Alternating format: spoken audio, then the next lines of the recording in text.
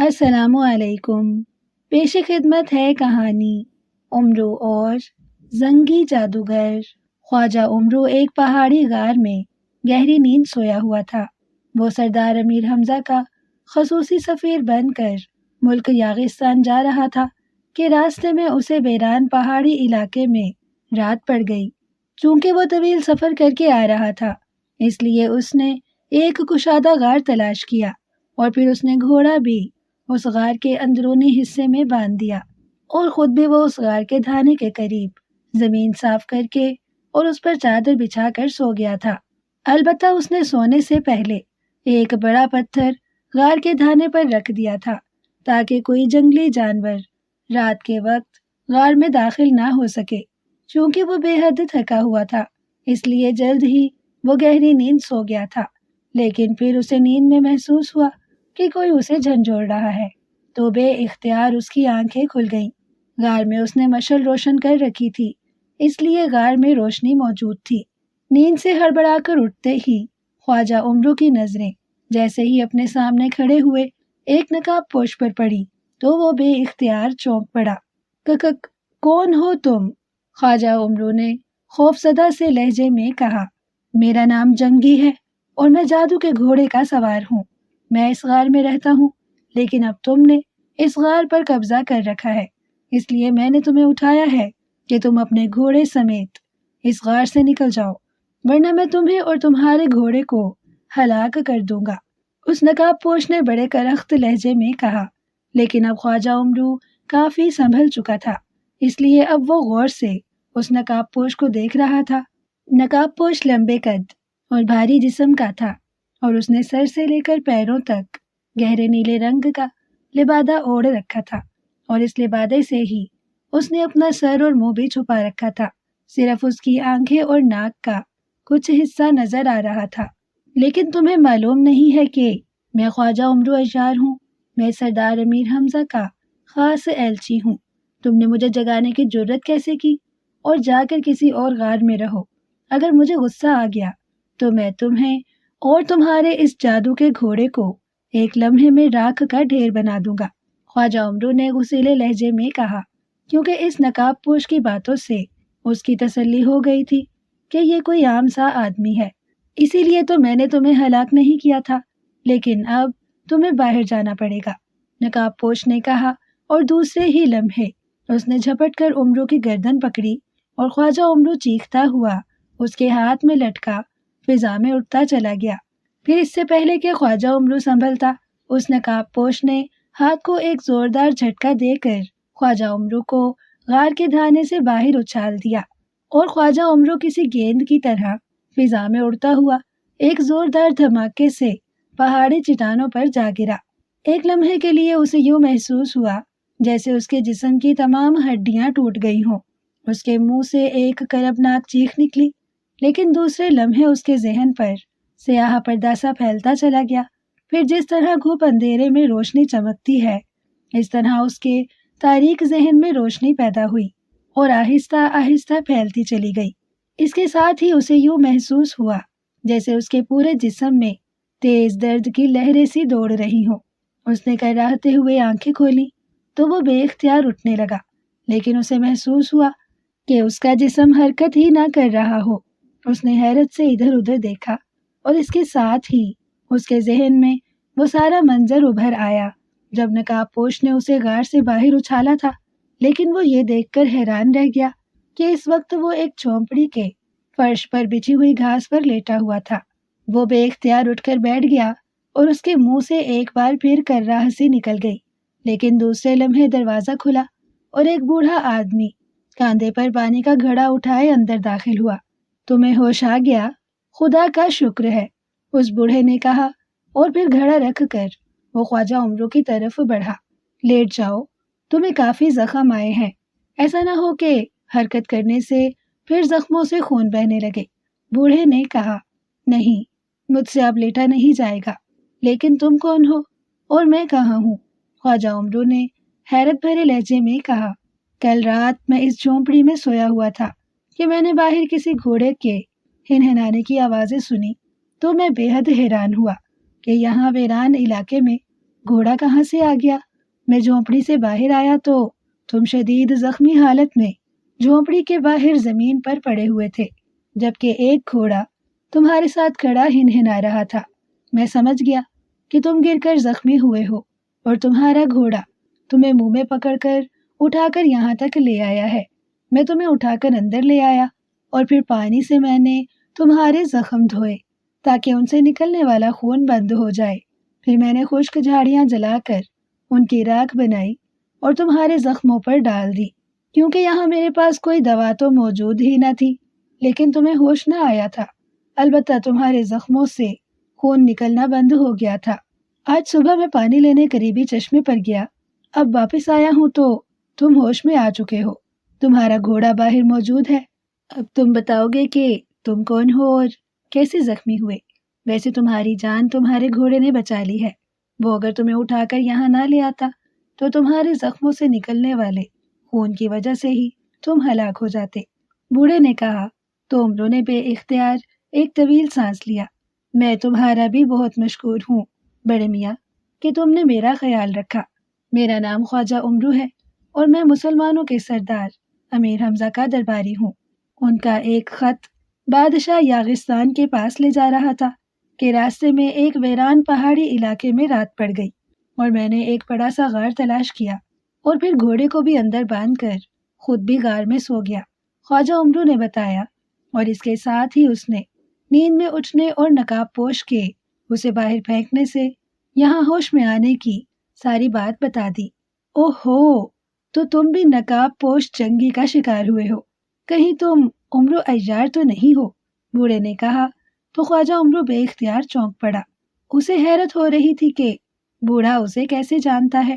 ہاں، میں عمرو عیار ہوں، عیار زماں، شعلہ فشاں، برق تپاں اور موت جادوگراں۔ عمرو نے بڑے فاخرانہ لہجے میں اپنا پورا تعارف کراتے ہوئے کہا۔ اوہو، پھر تو اس جنگی نقاب پوش نے اپنی موت کو دعوت دی ہے۔ تم تو آسانی سے اسے اور اس کے آقا زنگی جادوگر کا خاتمہ کر سکتے ہو اور شہزادی مہلکہ کو بچا سکتے ہو۔ بوڑھے نے مسرت بھرے لہجے میں کہا۔ شہزادی مہلکہ؟ وہ کون ہے اور اسے کیا ہوا ہے؟ خواجہ عمرو نے حیران ہوتے ہوئے کہا۔ شہزادی مہلکہ یاغستان کے ہمسایہ ملک پائیگان کے بادشاہ کی اکلوتی بیٹی ہے۔ پائیگان کے سپہ سالار نے بغاوت کر کے بادشاہ کو ہلاک کر دیا۔ وہ شہزادی مہلکہ کو بھی ہلاک کرنا چاہتا تھا، لیکن میں جو کہ بادشاہ کا پرانا خادم ہوں، میں اسے وہاں سے نکال لایا، لیکن سپہ سالار کو پتہ چل گیا۔ اس کے سپاہیوں نے ہمارا پیچھا کیا۔ بہرحال میں چھپتا چھپاتا اس ویران پہاڑی علاقے میں آ گیا اور ہم دونوں اس غار میں جا کر چھپ گئے جس غار میں تم سوئے تھے کہ اچانک رات کو وہاں وہ جنگی نقاب پوش آ گیا۔ اس نے شہزادی کو دیکھا تو اس نے مجھے اٹھا کر غار سے باہر پھینک دیا اور میں بے ہوش ہو گیا۔ جب مجھے ہوش آیا تو میں نے دیکھا کہ غار خالی تھا۔ میں بے حد پریشان ہوا۔ میں شہزادی کو سارے علاقے میں ڈھونڈتا رہا، لیکن شہزادی کہیں نہ ملی۔ حتیٰ کہ رات ہو گئی تو میں نے دیکھا کہ آسمان پر ایک پردار گھوڑا اڑتا ہوا اس علاقے کی طرف آ رہا ہے۔ اس پر وہی نقاب پوش بیٹھا ہوا تھا جس نے مجھے غار سے باہر پھینک دیا تھا۔ گھوڑا اس غار کے باہر وادی میں اتر گیا اور وہ نقاب پوش گھوڑے سے اتر کر اسے لے کر غار کی طرف بڑھنے لگا، تو میں جو کہ ایک چٹان کے پیچھے چھپا ہوا تھا تیزی سے آگے بڑھ کر اس کے سامنے آ گیا۔ میں نے اس سے پوچھا کہ شہزادی کہاں ہے اور وہ کون ہے، تو اس نے مجھے فوراً بھاگ جانے کے لیے کہا۔ اس نے مجھے دھمکی دی کہ وہ مجھے ہلاک کر دے گا، لیکن میں اپنی بات پر اڑا رہا تو اس نے بتایا کہ اس کا نام جنگی ہے اور وہ زنگی جادوگر کا غلام ہے۔ وہ سارا دن زنگی جادوگر کی خدمت کرتا ہے، لیکن زنگی جادوگر رات کے وقت اپنے محل میں کسی کی موجودگی پسند نہیں کرتا، اس لیے وہ جادو کے گھوڑے پر سوار ہو کر رات کو یہاں غار میں آ کر سو جاتا ہے اور صبح پھر گھوڑے پر سوار ہو کر چلا جاتا ہے۔ وہ چونکہ بنیادی طور پر رحم دل آدمی ہے، اس لیے حد الوسع کوشش کرتا ہے کہ کسی کو ہلاک نہ کرے۔ اس نے بتایا کہ زنگی جادوگر ہر ماہ کی 14ویں رات کو ایک خوبصورت شہزادی کو ہلاک کر کے اس کا خون پیتا ہے اور ہر ماہ اسے کہیں نہ کہیں سے کوئی شہزادی پکڑ کر زنگی جادوگر کے محل میں لے جانی پڑتی ہے۔ اس لیے جب اس نے شہزادی کو دیکھا تو اس نے اسے بے ہوش کر دیا اور صبح کو وہ اپنے ساتھ گھوڑے پر بٹھا کر محل میں لے گیا، اور اب شہزادی وہاں قید ہے، اور آئندہ ماہ کی 14ویں رات کو زنگی جادوگر اسے ہلاک کر کے اس کا خون پی جائے گا۔ میں نے اس کی بڑی منت کی کہ وہ شہزادی کو بچا لے، لیکن اس نے انکار کر دیا۔ چنانچہ میں مایوس ہو کر روتا پیٹتا وہاں سے چل پڑا۔ یہ جھونپڑی مجھے نظر آئی، یہ خالی تھی، چنانچہ میں یہاں پر رہ پڑا، کیونکہ نہ ہی مجھ میں اتنی ہمت تھی کہ میں اس زنگی جادوگر کا مقابلہ کرتا، اور نہ میں کہیں جا سکتا تھا، اس لیے میں یہاں رہ پڑا۔ یہاں سے قریب ہی ایک چشمہ ہے، وہاں سے پانی بھر لاتا ہوں۔ یہ گھڑا بھی اس جھونپڑی میں ہی موجود تھا۔ پتھروں کی مدد سے آگ بھی جلا لیتا ہوں اور پھل وغیرہ کھا کر زندگی گزار رہا ہوں۔ بوڑھے نے تفصیل بتاتے ہوئے کہا، لیکن تم میرے نام سے کیسے واقف ہو؟ خواجہ عمرو نے کہا، بادشاہ پائیگان کے دربار میں اکثر تمہاری بات ہوتی رہتی تھی، اس لیے جب تم نے عمرو اور سردار امیر حمزہ کا نام لیا تو مجھے یاد آ گیا۔ کیا تم شہزادی مہلکہ کو بچاؤ گے؟ بوڑھے نے بڑے اشتیاق بھرے لہجے میں کہا، آج تو چاند کی 10ویں تاریخ ہے اور 14ویں میں صرف 4 دن باقی رہ گئے ہیں، اور میں نے سردار امیر حمزہ کا خاص پیغام بادشاہ یاغستان کو پہنچانا ہے، اس لیے اتنے کم وقت میں تو کچھ بھی نہیں ہو سکتا۔ عمرو نے منہ بناتے ہوئے کہا، کیونکہ وہ اس بوڑھے کی حالت دیکھ رہا تھا۔ اسے یقین تھا کہ بوڑھے کے پاس اسے دینے کے لیے کچھ نہیں ہے، اور پھر شہزادی کا باپ بھی تو ہلاک ہو چکا ہے، اس لیے شہزادی بھی اسے کوئی انعام نہیں دے سکتی، اس لیے وہ ٹال رہا تھا۔ میں تم پر احسان نہیں جتلا رہا خواجہ عمرو، لیکن اگر میں نے تمہاری خدمت نہ کی ہوتی تو تم زندہ نہ بچتے۔ پھر دیکھو، تمہارے گھوڑے نے جانور ہو کر بھی تمہاری جان بچانے کی کوشش کی ہے، لیکن تم ایک انسان کی جان بچانے سے انکار کر رہے ہو۔ اس قدر ظالم نہ بنو۔ مجھے معلوم ہے کہ تم انعام لیے بغیر کچھ نہیں کرتے، لیکن یہ حقیقت ہے کہ نہ ہی میرے پاس کچھ ہے اور نہ ہی شہزادی تمہیں کچھ دے سکتی ہے، لیکن اللہ تعالیٰ تمہیں اس کی جزا ضرور دے گا۔ دیکھو، میں تمہارے آگے ہاتھ جوڑتا ہوں، شہزادی کو بچا لو، وہ معصوم بھی ہے اور بے گناہ بھی۔ بوڑھے نے ہاتھ جوڑتے ہوئے اور روتے ہوئے کہا، ارے ارے، یہ کیا کر رہے ہو؟ ٹھیک ہے، میں بادشاہ کا پیغام پہنچانے کے بعد کوشش کروں گا کہ شہزادی کی مدد کر سکوں، تم بے فکر رہو۔ عمرو نے اسے ٹالتے ہوئے کہا، تمہاری مرضی خواجہ عمرو، اب میں کیا کر سکتا ہوں؟ جو اللہ کو منظور ہوگا وہی ہوگا۔ بوڑھے نے مایوس ہو کر کہا تو خواجہ عمرو اٹھا اور پھر جھونپڑی سے باہر آ گیا۔ باہر اس کا گھوڑا موجود تھا، وہ اسے دیکھ کر ہنہناتا ہوا اس کے قریب آ گیا تو خواجہ عمرو نے اس کی گردن پر تھپکی دی اور اس پر سوار ہو گیا، اور گھوڑا آگے بڑھتا چلا گیا۔ دینے کے لیے کچھ ہے نہیں، اور خواجہ عمرو خوامخواہ جادوگر سے لڑتا پھرے۔ احمق بوڑھا، عمرو نے بڑبڑاتے ہوئے کہا، لیکن ابھی وہ تھوڑی ہی دور گیا تھا کہ اچانک گھوڑا رک گیا، کیونکہ آگے اچانک دیوار آ گئی تھی۔ یہ کیا ہوا؟ یہ دیوار کہاں سے آ گئی؟ عمرو نے حیران ہو کر کہا۔ پھر اس نے دیکھا کہ اس کے پیچھے بھی دیوار تھی اور دائیں بائیں بھی، اور پھر تو یہ دیکھ کر اس کی حیرت کی انتہا تک نہ رہی کہ آہستہ آہستہ یہ دیواریں آگے کی طرف سرک رہی تھی۔ اس نے جلدی سے زنبیل میں ہاتھ ڈالا اور بولنے والی گڑیا کو نکال کر اس کے سر پر انگوٹھا رکھ کر دبایا تو گڑیا کی آنکھیں زندہ انسانوں جیسی ہو گئیں۔ بولنے والی گڑیا، مجھے بتاؤ کہ یہ میرے چاروں طرف دیواریں کیوں نمودار ہو گئی ہیں؟ یہ کیسی دیواریں ہیں اور یہ کیوں سرک رہی ہیں؟ خواجہ عمرو نے بولنے والی گڑیا سے مخاطب ہو کر کہا، خواجہ عمرو، تم نے صرف دولت کے لالچ میں بوڑھے کو انکار کیا ہے، حالانکہ بوڑھے نے تمہاری جان بچائی تھی، اور پھر کسی انسان کی جان بچانا فرض ہوتا ہے۔ شہزادی بھی معصوم اور بے گناہ ہے، جبکہ ظالم جادوگر زنگی اسے ہلاک کر دے گا، لیکن تم نے اس کی مدد کرنے سے اس لیے انکار کر دیا ہے کہ ان کے پاس تمہیں دینے کے لیے کوئی دولت نہ تھی، اس لیے تمہیں سزا دیے جانے کا فیصلہ ہو گیا ہے۔ اب تمہارا کوئی بھی حربہ تمہاری مدد نہ کر سکے گا، تمہاری زنبیل میں موجود تمام دولت بھی غائب کر دی گئی ہے۔ یہ دیواریں چاروں طرف سے آگے بڑھتی ہوئی تمہارے قریب آ جائیں گی۔ پھر یہ گھوڑا تو اس دیوار سے باہر چلا جائے گا، لیکن تم باہر نہ نکل سکو گے، اور یہ دیواریں آپس میں مل جائیں گی اور تم کچلے جاؤ گے۔ اس طرح تمہاری موت عبرتناک ہوگی۔ بولنے والی گڑیا نے جواب دیا تو امرو بے اختیار خوف سے کانپنے لگ گیا۔ ممم میں نے انکار تو نہیں کیا تھا، میں نے تو کہا تھا کہ میں پیغام پہنچا کر کوشش کروں گا۔ خدا کے لیے مجھے بچا لو، میں مرنا نہیں چاہتا۔ خواجہ امرو نے موت کے خوف سے کانپتے ہوئے کہا، اب دنیا کی کوئی طاقت تمہیں اس ہولناک سزا سے نہیں بچا سکتی خواجہ امرو، اور میں بھی آخری بار بول رہی ہوں، اس کے بعد میں بھی نہیں بولوں گی۔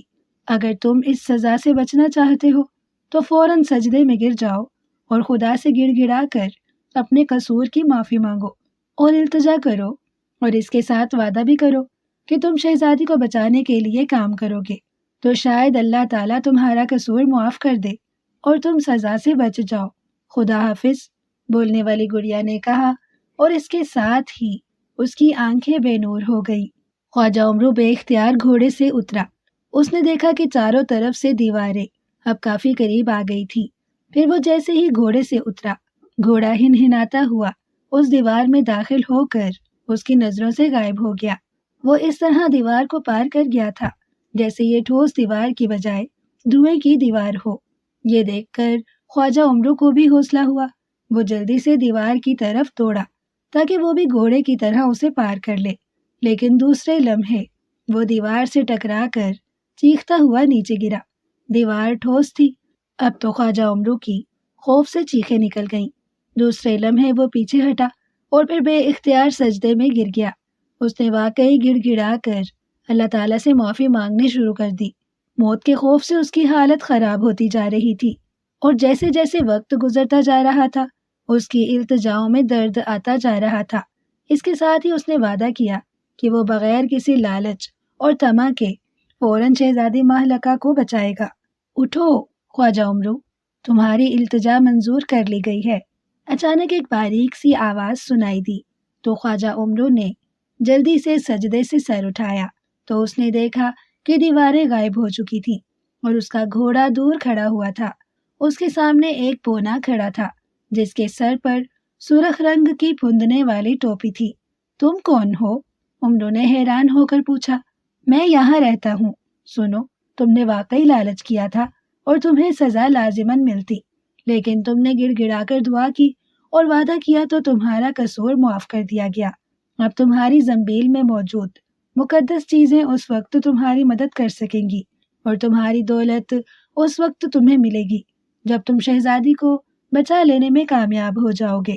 اگر تم ناکام لوٹے تو پھر تمہارے حربے بھی بیکار رہیں گے، دولت بھی نہ ملے گی، اور یہ بھی سن لو کہ زنگی جادوگر کا محل بادلوں کے اندر ہے، زمین پر نہیں ہے، اور صرف اڑتا ہوا گھوڑا ہی وہاں تک جا سکتا ہے۔ اس گھوڑے کو حاصل کرنے کے لیے تمہیں جنگی نقاب پوش کو ہلاک کرنا ہوگا، وہ بھی جادو کا بنا ہوا ہے۔ البتہ اس کے ہلاک ہونے کی ترکیب میں تمہیں بتا دیتا ہوں۔ جب وہ رات کو غار میں سویا ہوا ہو تو اپنی انگلی کاٹ کر اپنے خون کے 2 قطرے اس کے جسم پر ڈال دینا، وہ غائب ہو جائے گا۔ پھر تم اس گھوڑے پر سوار ہو جانا، وہ تمہیں خود بخود زنگی جادوگر کے محل میں لے جائے گا۔ وہاں جا کر زنگی جادوگر سے مقابلہ تم نے عیاری سے کرنا ہے۔ البتہ میں تمہیں ایک انگوٹھی دے دیتا ہوں، اسے اپنی انگلی میں پہن لو تو زنگی جادوگر کا جادو تم پر اثر نہ کر سکے گا۔ بونے نے کہا، اور اس کے ساتھ ہی اس نے ہاتھ میں پکڑی ہوئی ایک انگوٹھی امرو کی طرف بڑھا دی۔ امرو نے جیسے ہی انگوٹھی اس سے لی، بونا غائب ہو گیا۔ امرو نے ایک طویل سانس لیا اور جان بچ جانے پر خدا کا شکر ادا کیا اور انگوٹھی اپنی انگلی میں پہنی، اور پھر آگے بڑھ کر وہ گھوڑے پر سوار ہوا اور اس نے گھوڑے کو واپس اس طرف بھگانا شروع کر دیا جہاں جھونپڑی تھی۔ جب وہ جھونپڑی کے قریب پہنچا تو بوڑھا جھونپڑی کے سامنے بیٹھا ہوا تھا۔ وہ امرو کو واپس آتے دیکھ کر بے اختیار اٹھ گیا۔ بزرگوار، میں نے تمہیں انکار کر کے بڑی غلطی کی ہے۔ اب میں پہلے شہزادی مہلکہ کو بچاؤں گا، پھر کوئی اور کام کروں گا۔ امرو نے بوڑھے کے قریب جا کر گھوڑے سے اترتے ہوئے کہا تو بوڑھا بے حد خوش ہوا۔ پھر رات پڑنے سے پہلے उमरू घोड़े को वहीं छोड़कर बूढ़े को साथ लेकर उस गार में पहुंच गया जहां वो सोया हुआ था। वो दोनों एक चट्टान के पीछे छुप गए। रात पड़ने से पहले उमरू ने आसमान पर उड़ता हुआ घोड़ा देखा जिस पर वही जंगी नकाब पोश बैठा हुआ था। उमरू छुपा रहा। घोड़ा उस गार के सामने आकर जमीन पर उतरा तो जंगी नकाब पोश नीचे उतरा और फिर वो घोड़े समेत गार के अंदर चला गया। उमरू उस वक्त तक वहीं छुपा रहा जब तक उसे यकीन न आ गया कि जंगी नकाब पोश सो गया होगा। फिर उसने अपना नेजा संभाला और एहतियात से गार की तरफ बढ़ने लगा। बूढ़े को उसने वहीं रुकने का कह दिया था। नेजा वो इसलिए हाथ में पकड़े हुए था कि कहीं आहट सुनकर वो नकाब पोश जाग ना पड़े। जब वो गार में दाखिल हुआ तो उसने नकाब पोश को सोए हुए देखा। उसने आगे बढ़कर उस नेजे की तेज धार से अपनी उंगली पर जख्म लगाया और जब उसमें से खून रिसने लगा तो उसने खून के 2 कतरे उस नकाब पोश के खुले हुए चेहरे पर डाले। जैसे ही 2 कतरे गिरे एक धमाका हुआ और नकाब पोश इस तरह गायब हो गया जैसे उसका वजूद ही ना हो। अलबत्ता वो परदार घोड़ा मौजूद था। उसके पैर सिमटे हुए थे। उम्र बाहर आया और उसने बूढ़े को वापस जाने के लिए कहा। बूढ़ा वापस चला गया जबकि उम्रू वहीं गार के धाने के करीब ही सो गया। सुबह को वो उठा, उसने घोड़े को पकड़ा और गार से बाहर ले आया। बाहर आते ही घोड़े ने दोनों बड़े बड़े परों को खोला तो ख्वाजा उम्रू तेजी से उसकी पुश्त पर सवार हो गया। उसके सवार होते ही घोड़ा हवा में उछला और फिर आसमान की तरफ उड़ता चला गया। उम्रू उस पर बैठा हुआ था। घोड़ा आगे बढ़ने के साथ साथ बुलंद होता जा रहा था और फिर वो बादलों के अंदर घुस गया। जब वो बादलों से ऊपर पहुंचा तो उम्रू ने दूर से एक महल को हवा में तैरते हुए देखा। ये खासा बड़ा महल था। उम्रू उसे देखकर बेहद हैरान हुआ। चंद लम्हों बाद घोड़ा उस महल के सहन में जाकर उतर गया और फिर उम्रू जैसे ही उसकी पुश्त से नीचे उतरा, अचानक महल के बरामदे से तलवारों से मुसल्लह 4 नकाब पोश तलवारें लहराते हुए उसकी तरफ बढ़े। उनका अंदाज बेहद जारहाना था। उधर महल की जमीन मुसलसल इस तरह हिल रही थी जैसे जलजला आ गया हो और उम्रू उन तलवार वालों को देखकर पीछे हटने लगा तो जमीन पर गिर पड़ा।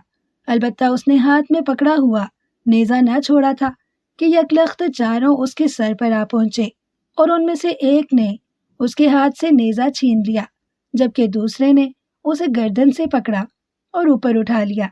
कौन हो तुम और यहाँ कैसे आए हो? उसे पकड़ने वाले ने चीखते हुए कहा। मैं हकीमुल हुक्मा हूँ और आली जनाब जंगी जादूगर से मिलने आया हूँ, उम्रू ने भींचे भींचे लहजे में कहा। तो वो उसे इसी तरह पकड़े आगे बढ़ने लगे और फिर वो एक कमरे में दाखिल हुए और उन्होंने उम्रू को फर्श पर खड़ा कर दिया। उम्रू को महसूस हुआ कि इस कमरे की जमीन साकित थी। इसी लम्हे एक दरवाजा खुला और एक लंबे कद और मोटे से जिस्म का आदमी कमरे में आ गया। उसके जिस्म पर नीले रंग का लिबादा था। उसकी बड़ी बड़ी मूंछें थी। गले में उसने औरतों की सुकड़ी हुई खोपड़ियों का हार पहना हुआ था। उसका चेहरा बता रहा था कि वो इंतहाई खबीस जादूगर है। उसने सर पर नीले रंग की पगड़ी बांधी हुई थी। ये कौन है और यहाँ कैसे पहुँच गया है? आने वाले ने कड़कदार लहजे में कहा। ये हवाई घोड़े पर जंगी नकाबपोश की जगह आया है, एक तलवार वाले ने जवाब दिया। जंगी जादूगर की खिदमत में हकीमुल हुक्मा सलाम पेश करता है। उम्रू ने जल्दी से सर झुकाते हुए कहा। हकीमुल हुक्मा? क्या मतलब?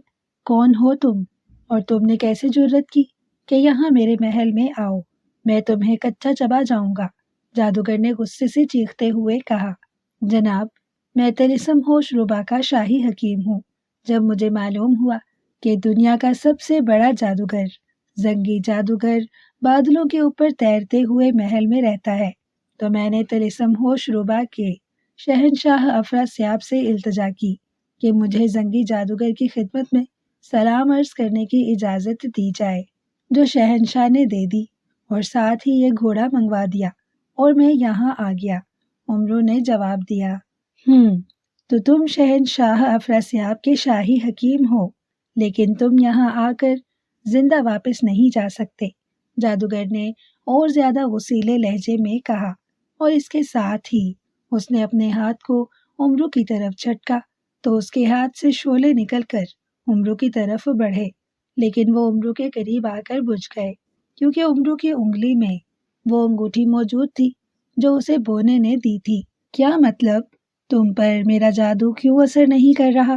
زنگی جادوگر نے حیرت بھرے لہجے میں کہا۔ اس لیے جناب کہ میں طلسم ہوش ربا کا شاہی حکیم ہوں، مجھ پر کوئی جادو اثر نہیں کر سکتا۔ جادو دیوتا نے مجھے یہ خاص طاقت عنایت کر رکھی ہے۔ عمرو نے نڈر ہو کر جواب دیا۔ اسے اٹھاؤ اور محل سے باہر پھینک دو، یہ خود ہی نیچے زمین پر گر کر ہلاک ہو جائے گا۔ زنگی جادوگر نے اپنے مسلح دربانوں کو حکم دیا تو چاروں دربان تیزی سے اس کی طرف بڑھنے لگے۔ رک جاؤ، اگر تم نے مجھے باہر پھینکا تو تمہارا آقا ہلاک ہو جائے گا، رک جاؤ، عمرو نے چیخ کر ان دربانوں سے کہا تو وہ بے اختیار رک گئے۔ کیا کہہ رہے ہو؟ میں ہلاک ہو جاؤں گا؟ میں کیسے ہلاک ہو سکتا ہوں؟ میں دنیا کا سب سے طاقتور جادوگر ہوں، مجھے کوئی ہلاک نہیں کر سکتا۔ زنگی جادوگر نے غصے کی شدت سے چیختے ہوئے کہا۔ جناب، آپ پہلے میری بات سن لیں، اس کے بعد میں خود چلا جاؤں گا۔ میں تو آپ کے فائدے کے لیے یہاں آیا ہوں، تاکہ آپ سے مل بھی لوں اور آپ کی زندگی بچا کر آپ سے انعام بھی حاصل کر لوں، کیونکہ مجھے میرے علم سے معلوم ہوا ہے کہ آپ عنقریب مرنے والے ہیں۔ عمرو نے کہا۔ وہ کیسے؟ زنگی جادوگر نے حیران ہو کر کہا۔ جناب، آپ کے پاس تام جھام جادو ہے، عمرو نے کہا۔ تام جھام جادو؟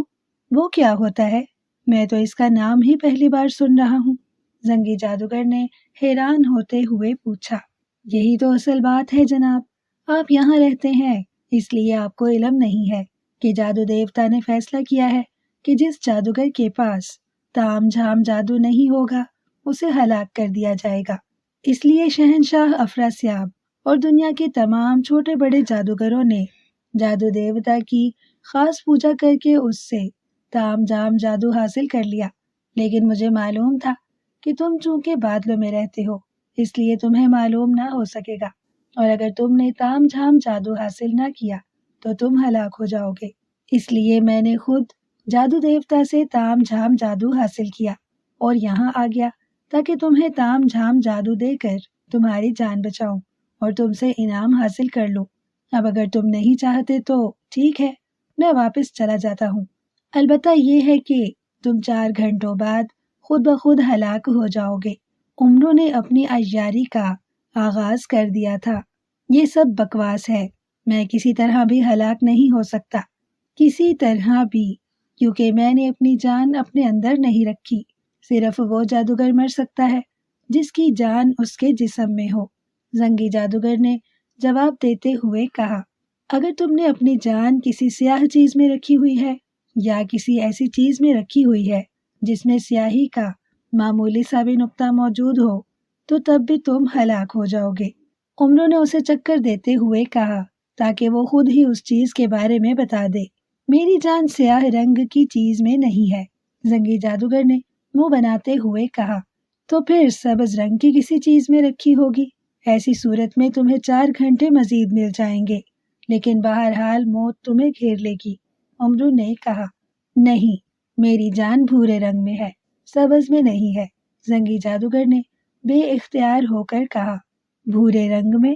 اوہو، پھر تو بہت برا ہوا، پھر تو تمہاری زندگی میں صرف 2 گھنٹے ہی باقی رہ گئے ہیں۔ زنگی جادوگر، تم چاہے مجھے انعام دو یا نہ دو، لیکن اپنی جان ضرور بچا لو۔ میں تم جیسے طاقتور جادوگر کو اس طرح مرتے ہوئے نہیں دیکھ سکتا۔ تم ایسا کرو کہ مجھ سے تام جھام جادو لے لو، میں ویسے ہی واپس چلا جاؤں گا، عمرو نے کہا۔ ٹھیک ہے، دو مجھے تام جھام جادو، زنگی جادوگر نے آمادہ ہوتے ہوئے کہا۔ تم ایسا کرو کہ جس چیز میں تم نے اپنی جان رکھی ہوئی ہے اسے یہاں منگواؤ یا پھر میرے ساتھ وہاں چلے چلو۔ تام جھام جادو مجھے اس چیز کے اندر ڈالنا پڑے گا، عمرو نے جواب دیا۔ اندر کیسے ڈالو گے؟ میری جان تو بھورے رنگ کے شیر میں ہے، زنگی جادوگر نے کہا۔ اور یہ شیر ظاہر ہے اسی محل میں موجود ہوگا، عمرو نے منہ بناتے ہوئے کہا۔ ہاں ظاہر ہے، میں اسے یہاں سے دور کیسے رکھ سکتا تھا؟ زنگی جادوگر نے کہا۔ پھر کوئی بات نہیں، پھر تم نہیں مر سکتے۔ تم واقعی طاقتور ہونے کے ساتھ ساتھ عقل مند بھی ہو کہ تم نے جاندار چیز میں جان رکھی ہوئی ہے۔ عام طور پر جادوگر بے جان چیزوں میں اپنی جان رکھتے ہیں اور تام جھام جادو کی ضرورت بھی انہیں ہی ہوتی ہے۔ ٹھیک ہے، اب تمہیں اپنی جان کا کوئی خطرہ نہیں اور اب میں مطمئن ہو کر واپس چلا جاتا ہوں، امرو نے کہا اور دروازے کی طرف بڑھنے لگا۔ رک جاؤ اور مجھے دکھاؤ وہ تام جھام جادو، آخر مجھے بھی تو معلوم ہو کہ یہ کیسا جادو ہے، زنگی جادوگر نے کہا۔ ظاہر ہے وہ جادوگر تھا، وہ کیسے ایک نئے جادو کی بات سنتا اور خاموش رہ جاتا۔ تام جھام جادو جس کے پاس بھی ہو اس کی طاقت کو 2 گنا کر دیتا ہے، لیکن یہ جادو اس وقت تمہیں مل سکتا ہے جب وہ چیز جس میں تمہاری جان ہو تمہارے سامنے موجود ہو۔ تم اس شیر کو یہاں منگواؤ، پھر میں تمہیں تام جھام جادو دے دیتا ہوں، امرو نے کہا۔ تو زنگی جادوگر نے منہ میں کچھ پڑھ کر ہوا میں پھونک ماری تو دوسرے لمحے ایک بھورے رنگ کا بڑا سا خوفناک شیر کمرے میں ظاہر ہو گیا۔ وہ امرو کو دیکھ کر دھاڑتا ہوا امرو کی طرف بڑھنے لگا ہی تھا کہ زنگی جادوگر نے اسے رکنے کا حکم دیا تو وہ اسی طرح رک گیا جیسے سدھایا ہوا ہو۔ اب 2 تام جھام جادو، زنگی جادوگر نے کہا۔ اپنے آدمیوں کو باہر بھیجو، ان کے سامنے میں تام جھام جادو کیسے دے سکتا ہوں؟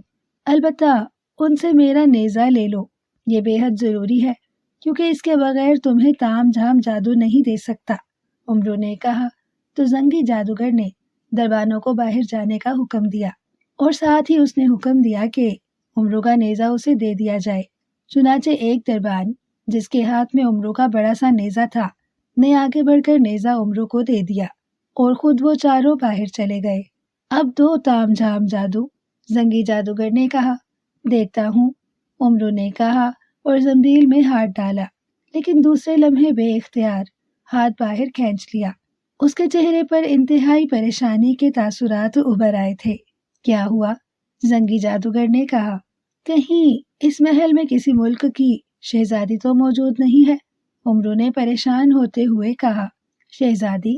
ہاں ہے، میں نے اس کا خون پینا ہے۔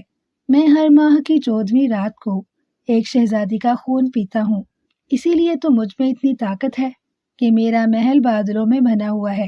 لیکن تم کیوں پوچھ رہے ہو؟ زنگی جادوگر نے حیران ہو کر کہا۔ اوہ، پھر تو بڑا مسئلہ بن گیا۔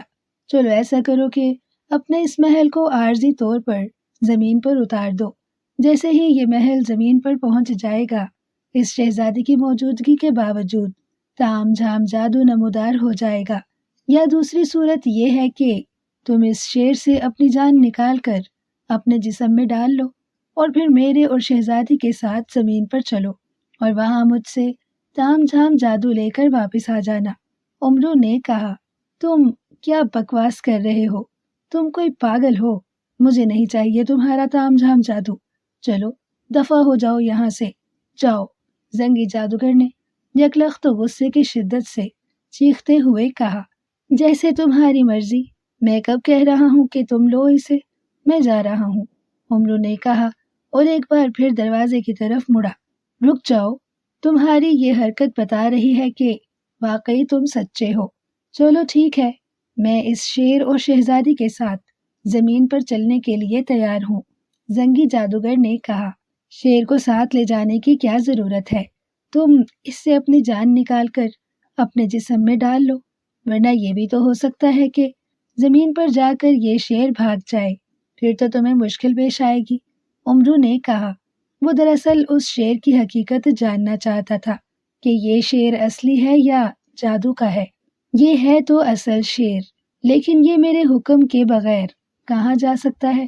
لیکن میں اس کے جسم سے اپنی جان اس وقت تک نہیں نکال سکتا جب تک 4 سال نہ گزر جائیں۔ یہ میری شرط ہے اور میں اس شرط کو پورا کرنے پر مجبور ہوں، زنگی جادوگر نے کہا۔ ارے، پھر تو زمین پر محل لے جانا ضروری ہے اور وہاں سے ایک جڑی بوٹی بھی تلاش کرنی پڑے گی جسے کھانے کے بعد ہی تم تام جھام جادو حاصل کر سکتے ہو۔ اور دوسری بات یہ بھی سن لو کہ اگر یہ اصل شیر ہے تو پھر یہ تام جھام جادو تمہیں حاصل کرنا ضروری ہے، اور اب تو تمہاری موت میں صرف 1 گھنٹہ باقی رہ گیا ہے۔ اگر تم نے اس طرح 1 گھنٹہ باتوں میں گزار دیا تو 1 گھنٹے بعد تم ہلاک ہو جاؤ گے۔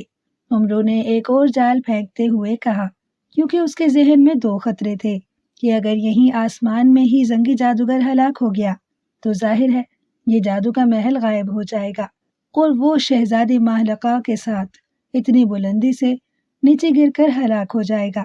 دوسرے یہ کہ اسے بتا دیا گیا تھا کہ اس کا خنجر سلیمانی کام نہیں دے گا، اور شیر اتنا بڑا اور خطرناک تھا کہ دبلا پتلا امرو کسی صورت بھی اسے ہلاک نہ کر سکتا تھا۔ اس لیے وہ چاہتا تھا کہ کسی طرح وہ شہزادی سمیت زمین پر پہنچ جائے، پھر کسی طرح اس شیر کو بھی ہلاک کرنے کی کوشش کرے گا۔ ٹھیک ہے، میں محل زمین پر لے جاتا ہوں، زنگی جادوگر نے کہا، اور اس نے منہ ہی منہ میں کچھ پڑھ کر زور سے تالی بجائی تو محل اس طرح ہلنے لگا جیسے زلزلہ آ گیا ہو، لیکن امرو اس بار اچھی طرح جم کر کھڑا تھا، اس لیے وہ حرکت کی وجہ سے فرش پر نہ گرا تھا، اور پھر تھوڑی دیر بعد حرکت رک گئی۔ محل زمین پر پہنچ چکا ہے، اب بتاؤ کیا کرنا ہے، زنگی جادوگر نے کہا۔ اتنی جلدی؟ امرو نے حیران ہوتے ہوئے کہا، میں انتہائی طاقتور جادوگر ہوں، تم مجھے کیا سمجھ رہے ہو؟ یہ تو میں اس نئے نام کے جادو کو دیکھنے اور سمجھنے کے لیے سب کچھ کر رہا ہوں، ورنہ میں تم جیسے سے تو بات کرنا بھی اپنی توہین سمجھتا ہوں، زنگی جادوگر نے منہ بناتے ہوئے کہا۔ ایسا کرو، جنگل میں 3 سرخ پتوں اور 4 سبز پتوں والی ایک جڑی بوٹی تلاش کرو، اس بوٹی پر نیلے رنگ کے پھل ہوتے ہیں، اور 4 گول پھل تڑوا کر لے آؤ، اور ان پھلوں کو توڑ کر ان کے اندر موجود نیلے رنگ کا گودا اپنے اس شیر کے حلق میں اتار دو، اس طرح تمہاری فوری موت ٹل جائے گی، اور اس کے بعد تم اطمینان سے تام جھام جادو سمجھ لینا، کیونکہ یہ آسکاری جادو سے زیادہ مشکل ہے۔ امرو نے ایک مشکل جادو کا نام لیتے ہوئے کہا، چونکہ اس کی ساری عمر جادوگروں سے لڑتے ہوئے ہی گزری تھی، اس لیے اسے جادوؤں کے بارے میں اچھی طرح علم تھا۔ اوہ، تو وہ آسکاری جادو سے بھی مشکل ہے، لیکن یہ پھلوں کا گودا کیوں شیر کو کھلایا جائے گا؟ وجہ، زنگی جادوگر نے کہا، بتایا تو ہے کہ اس طرح تمہاری فوری موت ٹل جائے گی، جلدی کرو، وقت ضائع مت کرو، امرو نے تیز لہجے میں کہا۔ تو زنگی جادوگر نے منہ ہی منہ میں کچھ پڑھ کر زور سے اپنا پیر فرش پر مارا تو ایک دھماکہ سا ہوا اور فرش کا ایک حصہ غائب ہو گیا۔ دوسرے لمحے اس حصے میں سے ایک آدمی باہر آ گیا جس کا رنگ انتہائی سیاہ تھا، البتہ اس کی دونوں آنکھیں انتہائی سفید تھی، جس کی وجہ سے اسے دیکھ کر ہی خوف آتا تھا۔ شاکان، جنگل میں جاؤ اور ایک ایسی بوٹی تلاش کرو جس کی 3 پتیاں سرخ اور 4 سبز ہوں، اور جن میں نیلے رنگ کے گول پھل لگے ہوئے ہوں، اور اس بوٹی کے 4 پھل توڑ کر میرے سامنے پیش کرو، زنگی جادوگر نے تیز لہجے میں کہا۔ حکم کی تعمیل ہوگی آقا، اس سیاہ رنگ اور سفید آنکھوں والے خوفناک آدمی نے کہا، اور دوسرے لمحے دھماکے کے ساتھ وہ دوبارہ فرش میں غائب ہو گیا، اور فرش کا وہ حصہ جو پہلے غائب ہو گیا تھا دوبارہ نمودار ہو گیا۔ ابھی چند ہی لمحے گزرے تھے کہ ایک بار پھر دھماکہ ہوا اور فرش کا وہ حصہ غائب ہو گیا، اور وہی سیاہ آدمی دوبارہ نمودار ہوا، تو اس کے ہاتھ میں نیلے رنگ کے 4 گول پھل موجود تھے۔ یہ حاضر ہیں آقا، اس سیاہ رنگ اور سفید آنکھوں والے نے انتہائی مؤدبانہ لہجے میں کہا۔ انہیں توڑ کر ان کا اندر سے گودا نکالو اور پھر بھورے شیر کو کھلا دو، تم میں ہی اتنی طاقت ہے کہ تم ایسا کر سکتے ہو، زنگی جادوگر نے کہا۔ حکم کی تعمیل ہوگی آقا، اس سیاہ رنگ اور سفید آنکھوں والے آدمی نے کہا، اور اس کے ساتھ ہی اس نے ان پھلوں کو ہاتھوں میں ہی توڑ دیا۔ اندر نیلے رنگ کا گودا موجود تھا۔ اس نے ایک ہاتھ سے شیر کے جبڑے بھینچے، اور واقعی امرو اس کی طاقت دیکھ کر حیران رہ گیا تھا کہ اس نے ایک ہاتھ سے اس قدر خوفناک شیر کے جبڑے بھینچ کر کھول دیے تھے، اور پھر دوسرے ہاتھ سے اس نے وہ نیلے رنگ کا گودا شیر کے حلق میں اتار دیا اور پھر پیچھے ہٹ گیا۔ اور کیا حکم ہے آقا، اس سیاہ رنگ اور سفید آنکھوں والے نے کہا۔ تم اب واپس جا سکتے ہو، زنگی جادوگر نے کہا، اور ایک دھماکہ ہوا اور وہ سیاہ رنگ اور سفید آنکھوں والا خوفناک آدمی غائب ہو گیا، اور فرش کا غائب ہونے والا حصہ دوبارہ نمودار ہو گیا۔ اب بولو، کہاں ہے وہ تام جھام جادو؟ زنگی جادوگر نے کہا۔ ہاں، اب تمہیں تام جھام جادو مل سکتا ہے، امرو نے مسکراتے ہوئے کہا اور زنبیل میں ہاتھ ڈالا۔ لیکن اسی لمحے اس نے شیر کو یکلخت دھاڑ کر نیچے گرتے دیکھا۔ شیر کے گرتے ہی زنگی جادوگر بھی چیختا ہوا نیچے گر گیا۔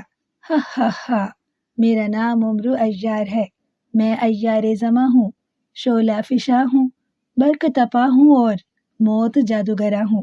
ہا ہا، دیکھو میں نے کس طرح عیاری سے شیر کے حلق میں دنیا کا سب سے خطرناک زہر ڈلوا دیا ہے اور محل کو بھی زمین پر لے آیا ہوں، اور پھر یہ تام جھام جادو۔ ہا ہا ہا، امرو نے کہا لگاتے ہوئے کہا۔ اسی لمحے شیر اور زنگی جادوگر دونوں نے بیک وقت جھرجھری لی اور پھر دونوں ہی ہلاک ہو گئے۔ چونکہ زنگی جادوگر کی جان شیر میں تھی، اس لیے وہ شیر کے ساتھ ہی ہلاک ہو گیا۔ اس کے ہلاک ہوتے ہی ایک خوفناک دھماکہ ہوا اور ہر طرف دھواں سا چھا گیا۔ پھر ایک روتی ہوئی آواز سنائی دی۔ میرا نام زنگی جادوگر تھا، میرا محل آسمانوں پر تھا، میں دنیا کا سب سے طاقتور جادوگر تھا، مگر امرو عیار نے اپنی عیاری سے مجھے ہلاک کر دیا۔ آواز ختم ہوئی تو دھواں چھٹ گیا اور امرو نے دیکھا کہ وہ ایک وسیع و عریض میدان میں کھڑا ہے اور اس سے کچھ فاصلے پر ایک خوبصورت شہزادی کھڑی ہے جو حیرت سے ادھر ادھر دیکھ رہی تھی۔ مبارک ہو مہلکہ شہزادی، تمہاری جان بچ گئی، امرو نے آگے بڑھتے ہوئے کہا۔ تو شہزادی بے حد حیران ہوئی۔ جب امرو نے اسے ساری تفصیل بتائی تو وہ بے حد خوش ہوئی اور اس نے امرو کا شکریہ ادا کیا۔ اب چونکہ امرو کے مقدس حربے کام دے سکتے تھے، اس لیے امرو نے زنبیل میں سے سنہری چپلیں نکال کر پہنی اور شہزادی کا ہاتھ پکڑ لیا۔ اپنی آنکھیں بند کر لو شہزادی، اور جب تک میں نہ کہوں آنکھیں نہ کھولنا، امرو نے کہا، اور خود بھی اس نے آنکھیں بند کر کے سنہری چپلوں کو حکم دیا کہ وہ اسے اور شہزادی کو اس بوڑھے تک پہنچا دیں۔ دوسرے لمحے اسے محسوس ہوا کہ اس کے پیروں تلے سے زمین غائب ہو گئی ہے۔ پھر جب اسے زمین کی موجودگی کا احساس ہوا تو اس نے آنکھیں کھول دی۔ اس نے دیکھا کہ وہ اور شہزادی اس جھونپڑی کے باہر موجود تھے اور امرو کا گھوڑا بھی موجود تھا۔ اسی لمحے بوڑھا باہر آ گیا۔ وہ شہزادی کو دیکھ کر خوشی سے بے اختیار شہزادی سے لپٹ گیا۔ پھر اس نے امرو کا بھی شکریہ ادا کیا۔ اب تم کہاں جاؤ گے؟ امرو نے کہا۔ شہزادی کا ماموں یہاں سے قریب ہی رہتا ہے، میں اسے وہاں لے جاؤں گا، بوڑھے نے کہا۔ ٹھیک ہے، میں یاغستان کے بادشاہ کو پیغام دے کر واپس تمہارے پاس آؤں گا اور پھر تم دونوں کو سردار امیر حمزہ کے پاس لے جاؤں گا۔ مجھے یقین ہے کہ سردار امیر حمزہ اپنی فوج بھیج کر تمہیں تمہارا تخت و تاج بھی دلوا دیں گے۔ تم مجھے وہ جگہ بتا دو جہاں تم جا رہے ہو، امرو نے کہا۔ تو بوڑھے نے اسے تفصیل بتا دی اور امرو ان سے اجازت لے کر گھوڑے پر سوار ہوا اور یاغستان کی طرف بڑھ گیا۔ اسے خوشی تھی کہ گو اسے اس مہم میں دولت نہیں مل سکی، لیکن اس کی جان بھی بچ گئی اور اس کی دولت بھی اسے واپس مل گئی۔ یہی اس کے لیے بہت بڑا انعام تھا۔